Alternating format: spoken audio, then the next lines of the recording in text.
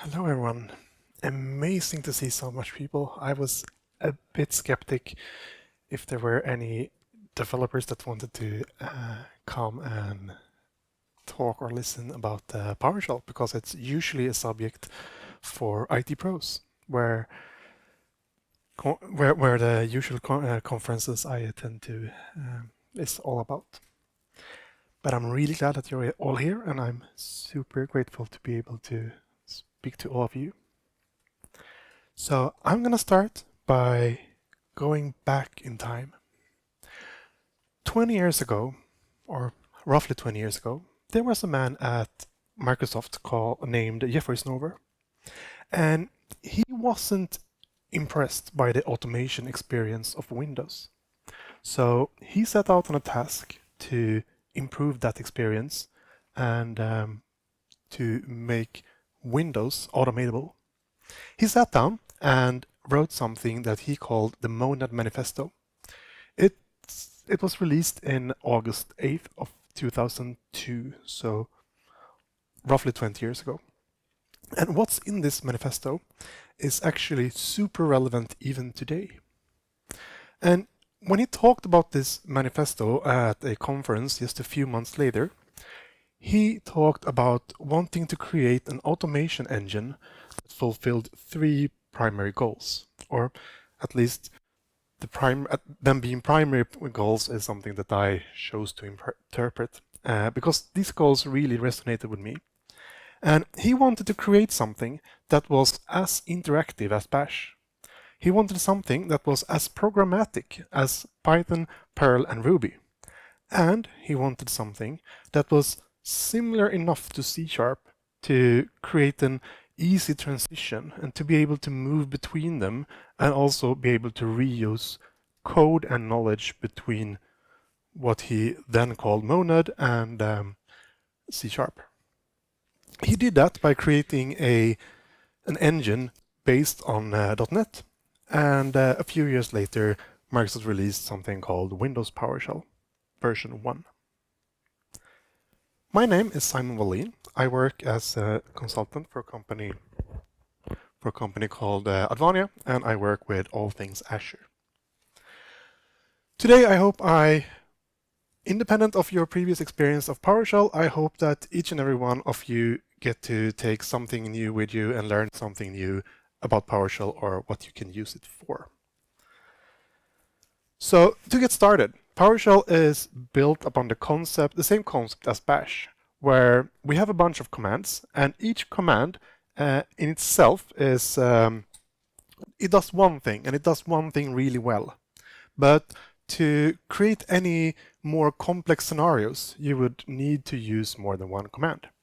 So usually we chain command together into what's called a pipeline. So in this example, we have command A that sends its output as input to command B, which then sends output to command C, and together we can solve a more complex scenario than, for example, command A would be able to do by itself. So in Bash, for example, this could look something like this. So here we do ls-r, which will list files and folders inside a directory. -r says that it's recursive, so it will include subdirectories, and it will list contents of my documents folder. Then I'm piping this to a command called grep. And grep takes a filter or a pattern, so it will actually look at the textual output from ls, and it will only keep the lines that contains .ps1, which is the file extension for PowerShell scripts. And in the end, we will pipe that output or send that output to a file. So instead of showing the output on the screen, we will show it on, or we will put it inside a file. I have two problems with this. First off, ls-r isn't super intuitive. If you were to show the command ls-r to someone that aren't familiar with Bash, chances are that they would have no idea what we're doing. -r could also mean totally different things depending on the command. So I need to learn different set of parameters for different commands, and there is no clear standard that that all the commands use this. So I have to kind of relearn how to use each and every command. So that's the first problem. Second problem is that ls outputs text. And that means that when I run grep or when I want to parse that text, I need to figure out the format of the output of ls to be able to parse that and make sense of it. So if I want to process the output of a command, I need to be able to know, yeah, the first line is going to be an empty line, and then we're going to have a tab character, and then I'm going to take this amount of characters to get something, and then I'm going to do some regular expression parsing. It quickly becomes really hard to make sense of output, and I have to reinvent this parsing for every command that I use, and I might have to change the parsing of the output of a command depending on what parameters I use, because the output or the format of the output could change. So let's do the same thing in PowerShell. In PowerShell, it would look something like this. So get child item is a generic command to get child items. We are getting child items of the folder documents, and we're doing that recursively because we're using the parameter -recurse. If I were to show that line to pretty much anyone that has at least a little bit of computer experience, they could hopefully get a grasp of what's going on here. It's fairly intuitive. We're getting children of some kind of item. And then I'm piping that to something called whereObject. So getChildItem here is actually a .NET class, and it outputs .NET objects. In this case, it will output objects of file information, and that means that I can pipe it to the generic command whereObject. WhereObject accepts any kind of .NET object as an input, and it takes some kind of condition. So it will look at each and every object that is sent from getChildItem to whereObject, and it will only keep the ones where the property extension is equal to PS1. So here I get all the information of a file info object, and I can have a condition and say if the extension is PS1, then we should keep it, otherwise just throw it away. Here we get to keep all the rich information inside of the object. We don't need to parse any output and choose what to get. We will get the whole file information object, and I can choose to further work with that object. Then we pipe it to outFile, which will write the output to a file. If we look at the contents of these files, sorry, some people think that PowerShell is very verbose, and that's a problem.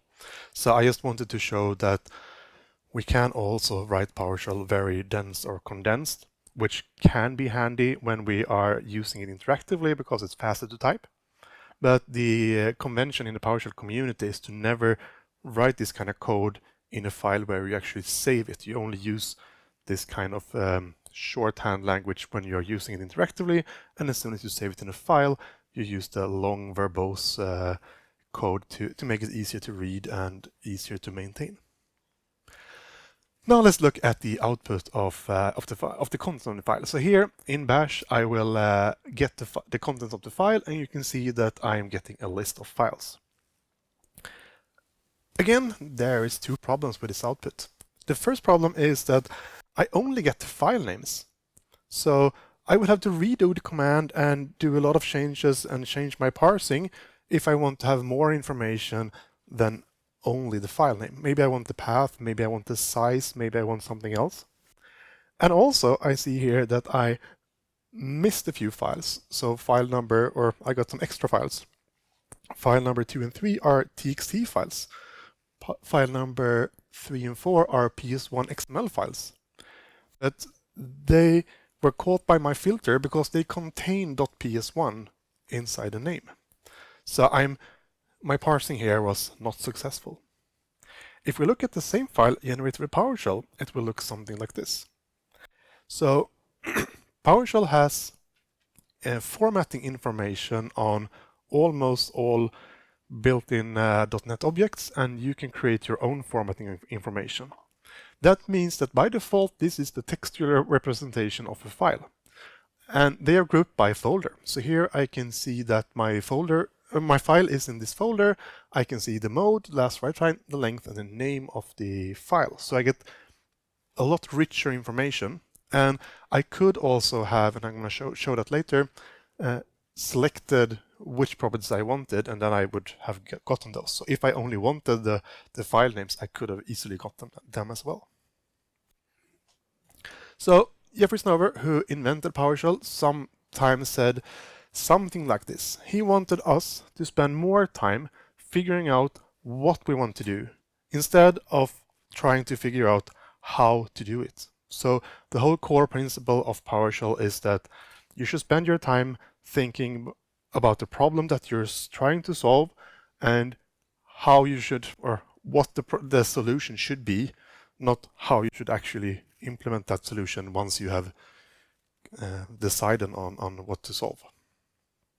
So, but why should I use PowerShell, or for what should I use PowerShell? I use PowerShell for pretty much anything. It's my number one language to write in, but primarily I recommend people that work with any kind of cloud management. So if you work with Azure, AWS, Google Cloud, there are a lot of pre-made scripts and modules and command for that. So it's great for that kind of work. Anytime you're writing a CI/CD pipeline or some other kind of integration logic, PowerShell is super handy because it's cross-platform. You can use it on your Linux runners, you can use it on your Mac OS agents, and you can use it on Windows. And it's available pretty much everywhere. And it's a lot easier to write logic in than trying to mix like bash scripts with Python, with Perl, and so on. Any kind of automation, so anything from automating developer flows on your computer to building more complex automations. We even have a bunch of APIs written in PowerShell because sometimes it's a lot easier to find an IT pro or an administrator that are fluent enough in PowerShell to maintain a simple API than to go find a .NET developer because they're usually busy with the big important stuff. And also, even if you don't think it, PowerShell is actually a really good user interface. Because if you have a system and you have a bunch of power users or administrators that should or need to administrate that system, instead of go about and develop a really complex and advanced administrative user interface, you could create a handful of PowerShell commands for simple CRUD operations. Get some configuration, set some configuration, add configuration, remove configuration. And giving those PowerShell commands to anyone with basic knowledge about PowerShell, and they will be able to get information, parse that, modify it, and then use the set command to actually change it. So that means that the administrators will be able to figure out their own administrative tasks and solve their own problems without anyone having to update the user interface or change the administrative portals or whatever you're using. So PowerShell can be a very powerful user interface.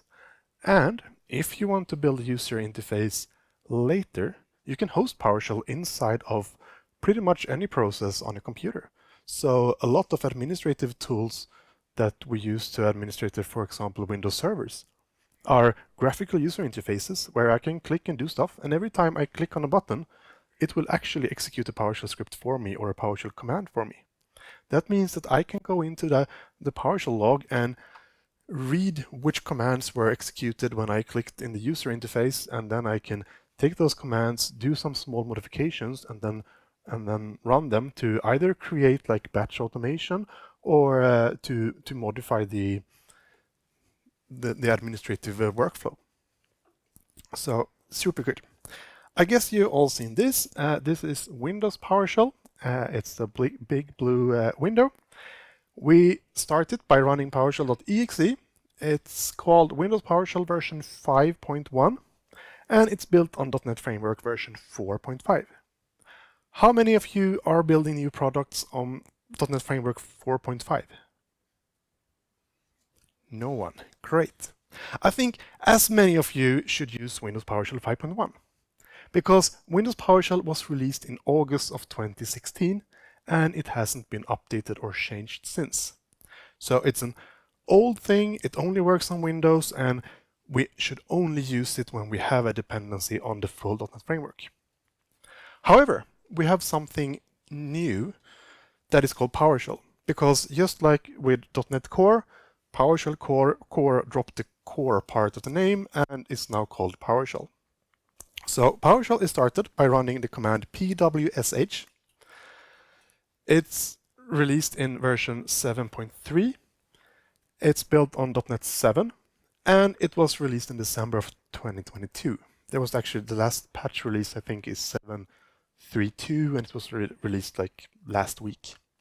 So it's very actively being worked on, and it's insanely much faster than the old Windows PowerShell. It works on Mac OS, it works on Linux, and it works on Windows. So how do I install it? Well, Windows PowerShell is obviously included into Windows, but we're not using that unless we have to. So we could go to aka.ms/PowerShell. That's the home of the PowerShell documentation, and there you can find all the information about how to install PowerShell.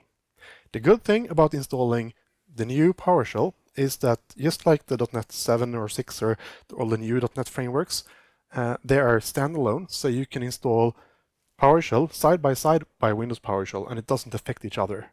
So no one has to be worried that you will break the old slow PowerShell by installing the new cool PowerShell. As a .NET developer, you can of course install PowerShell as a .NET Global tool. So .NET tool install -- global PowerShell works on all operating systems as far as I know.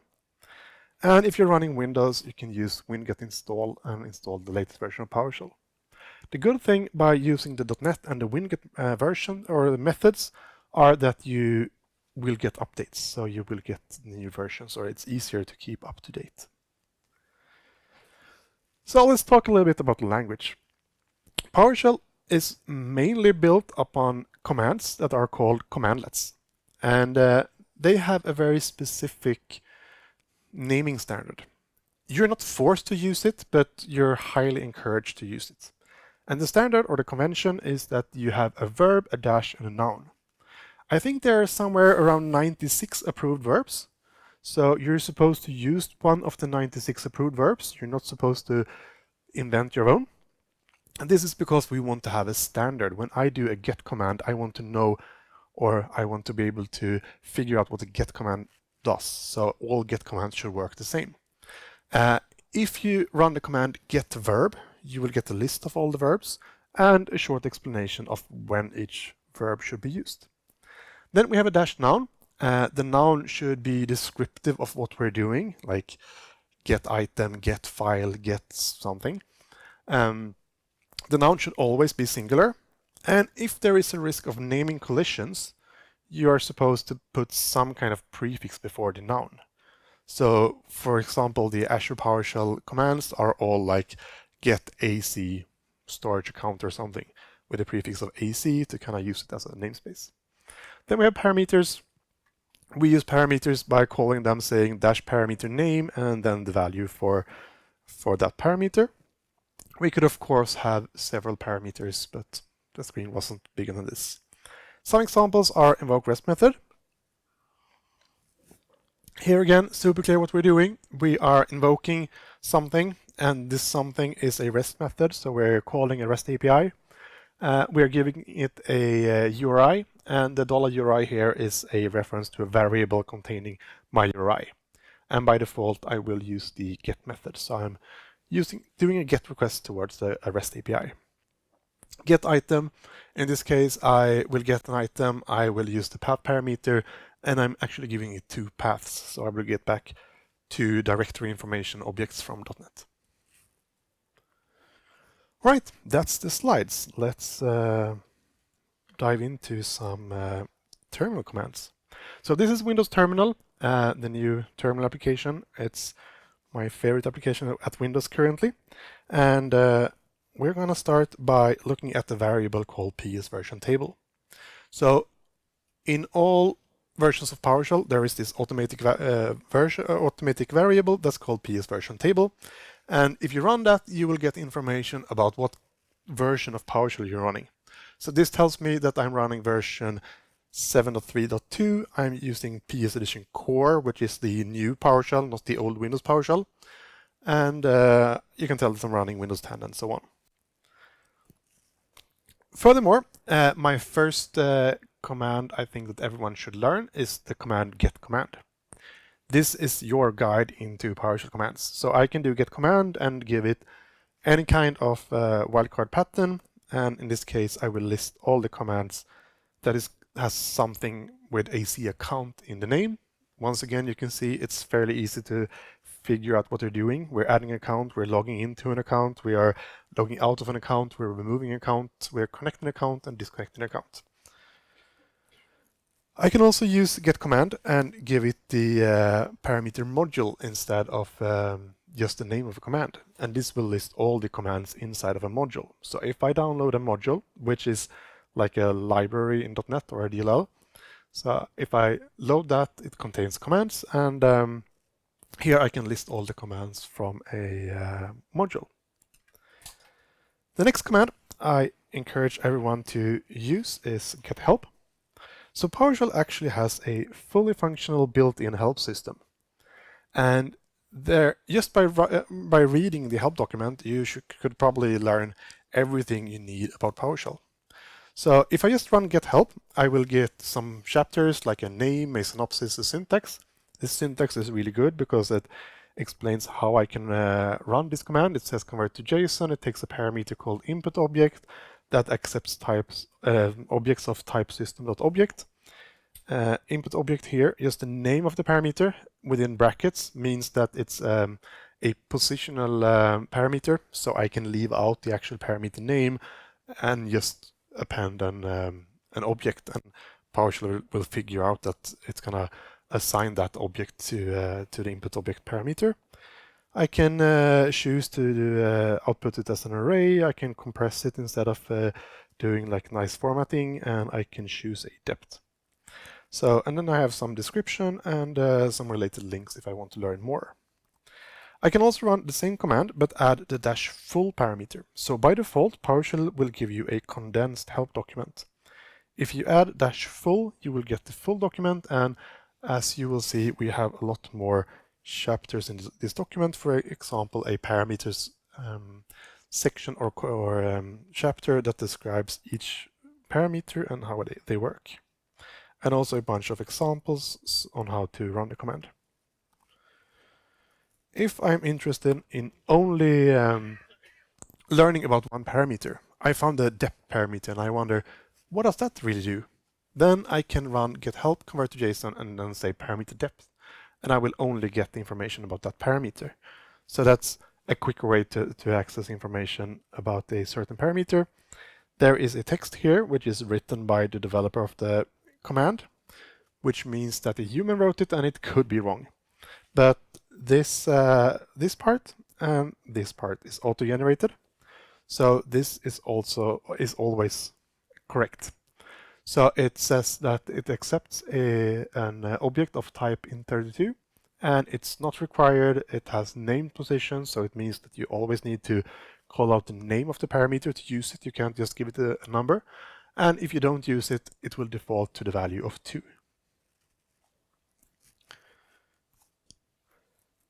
To run get help, sometimes when you do that, you will get a really short and non-descriptive help document, and that's because a lot of modules, and especially the modules included in PowerShell, are not shipped with help. So you need to run update help to actually download the help documents and have them available on your computer. It kind of makes sense because the help could be several hundred megabytes, and I don't want that on every container that I ever run PowerShell on.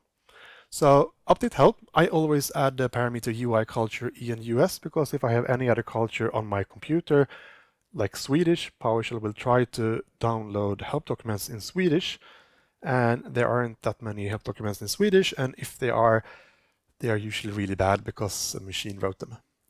So I always use culture E and US for US English. I'm not going to run that because it takes a bit of time.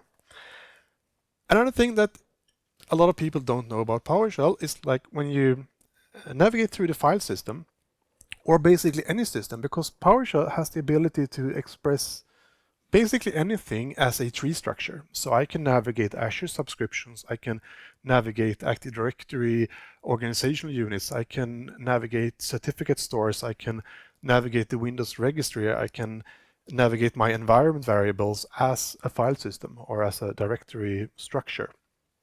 And all the location commands is used to work with this kind of structures. So push location is the same as CD, so I can change directory or move into a directory, but push location has the perk of putting my current location on a stack.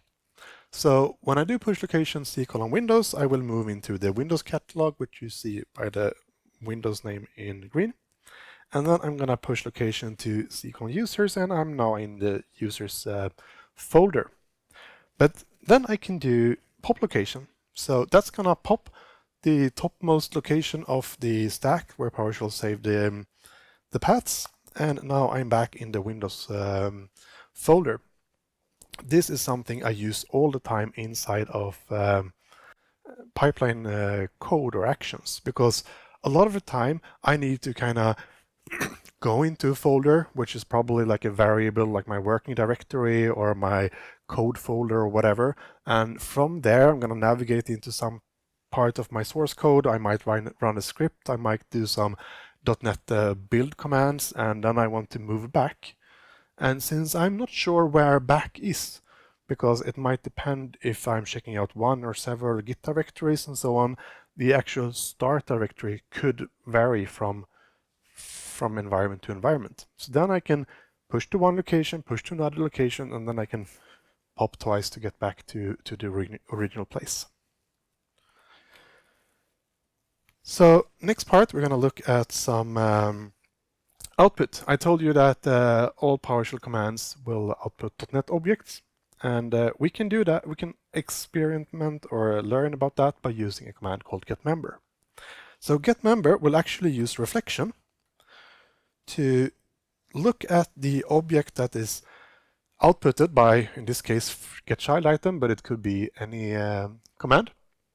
It will tell me that the type name of this is system.io.fileinfo. So I'm getting an object of the type system.io.fileinfo, and then I'm getting a table with all the method and properties of that class or that object. So I can see here that I have a bunch of methods, and I can also see the signature of each method. So here I can see like get hashcode returns an integer and so on, and I can see the expected parameters and so on. If I zoom out or have a larger screen, it will be easy to read. But this is really helpful when I run a command and I want to learn about what I can do with this object. And here we're back to the command. Let me clear the screen so we can see it. Here we're back to the command in the presentation. We can do getChildItem file, which will retrieve all the files in my current directory, and then I'm piping that to where object, and I'm filtering to only keep files that are greater than 1 megabyte. And this is something I find kind of cool, because if I run this, you'll see that I have filtered my files, so I only get files larger than 1 megabyte, and they are sorted by length in descending order.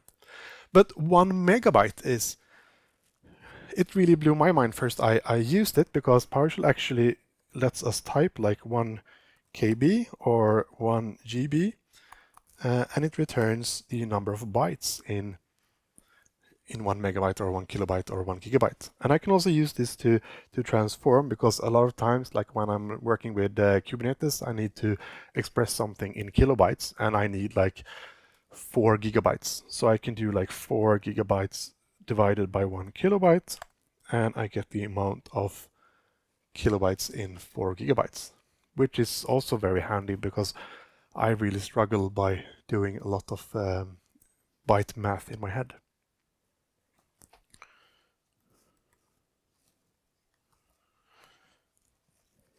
Here we do the same thing again, but the first time we ran it, we got the default output like I showed you in the file before. But I'm not really interested in that output. I want the base name of the file, which is the file name without the extension. And then I want the actual extension, and I want the length of the file, or the size. And if I run that, you'll see that I get a similar output, but this time, or like the same data, but presented differently. So here we learned that we can run any command, and then we can use the generic commands where object, sort object, and select object. So where object will filter which objects to keep. Sort object will be able to sort the output in any order by any parameter, or any property, sorry. And then select object will actually carve out or shave off any property that I'm not interested in. See if that wasn't the thing I was. So if I do that again and I pipe this to get member like we did before, we'll see that now I'm not getting a system IO file info object anymore. I'm getting a selected system IO file information or file info. So this object has been like serialized and deserialized. It's not a live object anymore, and I can't call methods on it, and I can't open it or do anything with the file. This is just like a dead object, but it has only the properties that I am interested in. So this is super handy if I, for example, want to output this as a JSON body to send to an API. I can do convert to JSON with an O. And now I get the JSON representation, which only contains the parts that I'm interested in. And if I'm going to send this to an API, I might be interested in not having it formatted with a bunch of like white space and stuff. So then I can just add the compress parameter, which will give me a compressed JSON string. All right, so let's get back to,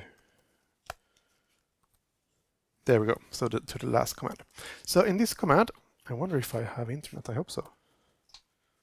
Oh. All right, so this command calls a REST method. Actually, maybe I should try to get some internet, because this is going to be quite mute without.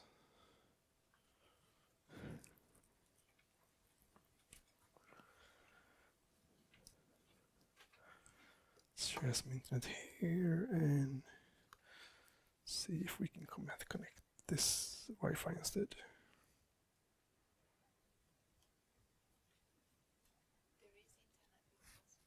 Yeah, I was connected to it, but apparently I was disconnected, so let's try this.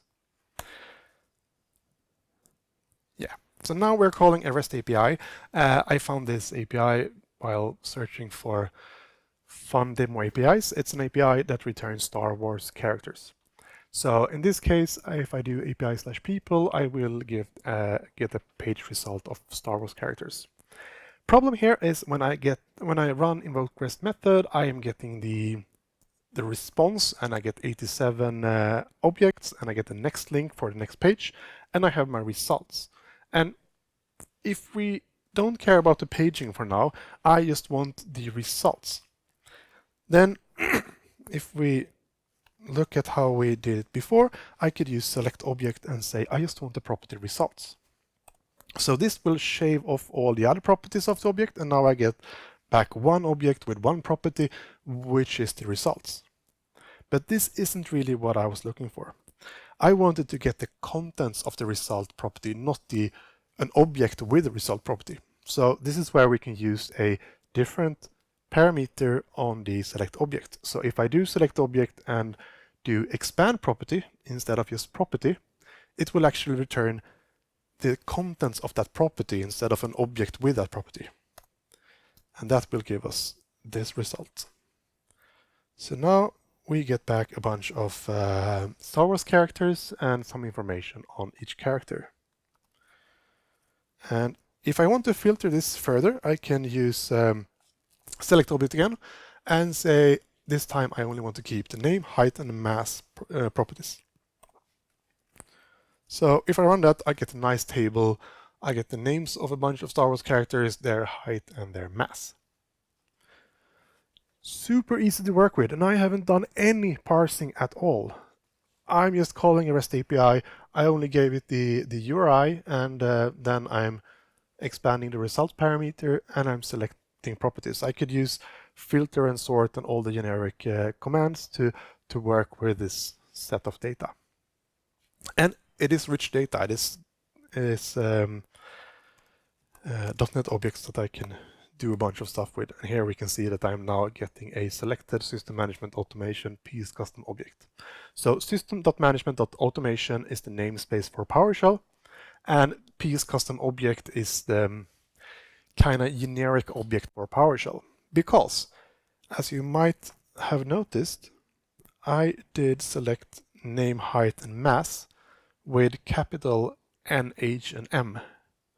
But the objects had properties with lowercase height, mass, and name. So what you then might notice is that PowerShell isn't that picky. It's by default not case sensitive, so we can mix case pretty much any way we like to. And it's also not that type sensitive, which usually is very frustrating for .NET developers, because I can mix and match type pretty much anywhere, any type, or any way I like. Oh, sorry, I need to do this first. So before we start talking about types, I can run any regular command, like a CLI command from PowerShell, just like I would run it from Bash or from anything.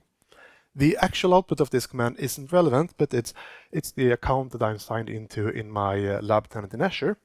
But here we're back to the Bash problem. This is text, and I cannot work with it in a proper way, but luckily it's JSON. So we have the convert from JSON, which I can run, and it will give me back a PowerShell custom object. So now I have an object, and I can work with this just like I would with any other .NET object, and I could do like save this in a variable and do the variable.name or the variable.id or something. Super easy to parse out values and work with objects. Now let's talk about types. So in PowerShell, actually let's do that and that so we can get it on top of the screen. In PowerShell, I can access anything inside .NET. So far, and I've been working with PowerShell for like 12 or 14 years, I still haven't found anything that I can do in C# that I cannot do in PowerShell. The fact that I can do it in PowerShell doesn't mean that it's a good idea to do it in PowerShell, but it can be done. So I can access pretty much anything of .NET. I can use all types, I can use all methods, and I can do that by typing a class name in brackets. And if I want to use any kind of static property or method, I can do double colon and in this case the property now, and I will get the time right now. I can also, let me just go back one command. I think we should do 20. There. I can also use a static method. So in this case, I'm calling the combine method of system.io path. I know it's kind of boring to just work with files, but it's super easy for demo purposes. So this takes a bunch of strings and it will combine them into a path, and it will use the correct path separator for my operating system, which is \. If I were on Linux, it would use /. So I don't need to think. And again, this code will work cross-platform because it will use whatever path separator that is correct. I can also use a new method. So all non-static classes in .NET will have an added static method called new, and this is the way I can new up an object in PowerShell. So if I just return the actual new method and don't give it any parentheses or input, it will return the overload definitions. So these are basically the signatures of all the constructors of this class. So here I can see there are three constructors. I can either call it by just using new and no parameters. I can give it a capacity or an integer that tells it the capacity, or I could give it anything that implements iCollection. So let's write a really short script that creates an array list, adds a string, and returns the list. Does anyone have a guess what we will return? a list with one item, we will actually get two items. And this is the second thing that usually is very frustrating for .NET developers, because PowerShell actually outputs everything that is outputted. So it doesn't care. There is a keyword word called return, and return will like return control to the caller, but it will not silence any output that isn't returned. So the problem here is that my line 2, which is list.add, that method actually returns the index of the item I added to the collection or to the array. So here I get two things back. I get an integer, which is 0, and it's the index of the item I added, and then I get all the items of the list, which is 1. And this is usually a super frustrating scenario, because when you write functions or commands and they suddenly start to returning all kinds of objects, and sometimes they even return null objects, so you end up by a collection containing null, null, and a string and an integer and the actual output you are looking for. That's really frustrating. So what you need to do, there are actually a few solutions to solve this, but my favorite solution is to use the automatic variable of $null. That is basically system void, and it will silence that output or throw it away. You could also cast it to void, and you can pipe it to a command called outNull. It will be the same thing, but this method tends to be the most performant one. And now when I do this, I will actually get back one object, or a list of one object. Question?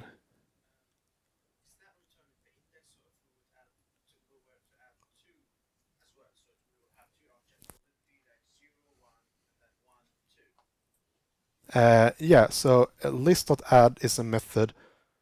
Let me show you the overload definition.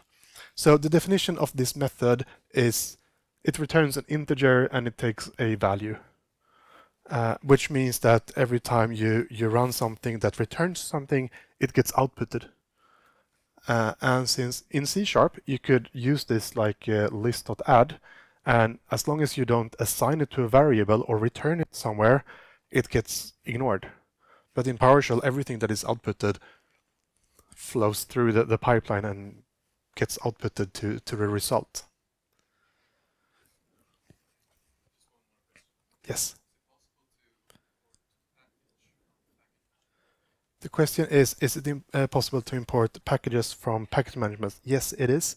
We'll look a little bit at it later, but I can package PowerShell commands into modules, and I can publish them into something called a gallery, which is basically just a NuGet feed. And I can import any DLL from anywhere into PowerShell. So if I run the command in import module and give it a path of a DLL, I will load that assembly just like I would load it anywhere. So I can import any DLL and use any public function or method or class in that DLL. And last thing about this is typing system.collections.ArrayList can be tedious in the end. So just like in C#, we can use using. We can use using namespace, and we can use using modules. So I can do using namespace system collections, and that will work just like using system collections would do in C#.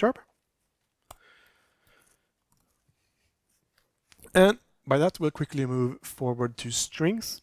So I'm trying to cover as much confusion areas as possible. In this case, I am creating a string. The string is single quoted, or whatever you call these ones. And it says $name equals Simon. So now I have a variable with a string that is Simon. This kind of string creation, or whatever you call it, is similar to a verbatim string in C#.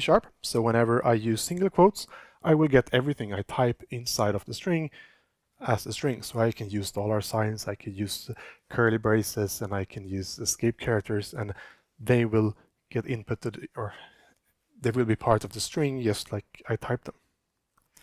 And then we have double quoted strings. In PowerShell, we call these expanding strings. And this is similar to the C# equivalent of using like $quote thingy. So this will be a string interpolation, and I can say my name is $name, and it will output my name is Simon. And that works well until I want to add something after the content of Simon. So in this case, I'm going to say it's Simon's turn, and this will break and it will say it's no one's turns or nothing's turn, because PowerShell thinks that my variable is names and not name. So I can solve this by using curly braces, and now we're fairly similar to the C# way of doing string interpolation. I think I have one more. Yeah, I can also do something that we call a sub-expression. So anywhere in the double quoted string, I can do dollar parentheses instead of dollar brace or dollar squiggly brace or whatever you want to call the other one. And I can do any PowerShell command inside of that parenthesis. The output of my command will be casted to a string and appended inside my string. So in this case, I'll say the time is 1440. We have a bunch of comparison operators, and again, we have a help document, so we can do help about comparison operators. There are a bunch of about documents in the help, so if you do like help about star, you will get all the about documents, and you can read about pretty much anything. If you read all the about documents, you will more or less know everything about PowerShell, so they are very complete and very good. So here you can see that comparison is a bit different from C#. Instead of doing like comparison operators with pipe characters and double equals and stuff, we do this. So we have -eq, -ne, -dt, -ge, and so on. By default, all comparisons are non-case sensitive. But if I want to make them case sensitive, I can add a C. So here we can see that CEQ is case sensitive equals, and IEQ is insensitive equals. One comparison that is very confusing is the contains. I see a lot of people trying to see if a string contains a character or a string contains a substring. But contains actually work with collections and not strings. So I'm supposed to do like 1, 2, 3. Let's clear the screen so we can see it in the back. 1, 2, 3 contains 2, and that is true. There are a few more confusing cases. So I told you that PowerShell is not that picky when it comes to types. Here I am comparing the Boolean value of true, which is an automatic variable of $true, with the string true. And that is of course true. But what happens if I compare Boolean true with string false? Any ideas? It's true, of course. And here again, it starts to become a bit confusing, because whenever we compare two objects of different types in PowerShell, PowerShell will automatically cast the second object to the type of the first one. So if I try to compare a string with an integer, that will work because the integer could be casted to a string. But if I compare an integer to a string that contains anything else than numbers, it will fail because a string with characters in can't be casted to a number. So that's good to keep track of. We also have a few standard objects, or how to call them in PowerShell. We have arrays, so I can create an array by doing @character and a parenthesis, and that creates an array. I can create a hash table, which is basically a dictionary. And I can do that by doing and brace instead of and parentheses, and then just give it key value, key value, key value. And I can cast a hash table to a PS custom object, and that will return a .NET object of the type PS custom object. So this is super handy whenever I want to create generic output without defining a class. I could just define a hash table, cast it to a PS custom object, and it will return an object that I can then convert to JSON or convert to a CSV file or do something with. And for the last minute, I want to show a few things that you can do with PowerShell. So now we just looked at the interactive PowerShell, but now I'm going to show a few things I've written. So when I wrote this session, I was a bit nervous about remembering all the commands, and I haven't been working directly on my laptop because I've been home in the pandemic writing on a real keyboard, so I was a bit nervous that I weren't able to code live. So I wrote this module. A module is basically a PowerShell file with the extension PSM1 instead of PS1, so it's super simple to create a module. I can create a function by using the function keyword, give it a name, and give it a script block. Super like a C# method. And this is just a function that takes no parameters. I do get demo index and it will return an index. I have a null crossing operator that will return 0 if the environment variable doesn't exist. I can do set index, which will do the same thing. It will take a number and it will assign it to a environment variable. In this case, I have a parameter and I can assign parameters like this. Super easy and quite like C#. I can give it a type and a default value if I want to. I could also do something like this, which will be the same thing. But instead of giving it a signature or parameters in the parentheses here, I can use the param keyword and give all the parameters in here. This creates something that is called an advanced function instead of a regular function, and it gives me the possibility to use like decorators and some more advanced logic, which we do here. So the actual code here doesn't matter, but in the get demo command, which is the command I've been running to type stuff on the screen, I can give it a commandlet binding that will add some extra functionality in PowerShell, like a verbose switch and a debug switch and stuff. I can assign it an alias, so if I do D, it will run instead of typing get demo, and I can do a parameter decorator saying it's not a mandatory parameter, and I can do a lot of other stuff. Right, and by that I hope that you all learned something new in PowerShell. It was a fast pace and we covered a lot of things. But if you have any questions, don't hesitate to reach out to me. I'll be here today and tomorrow. Thank you very much.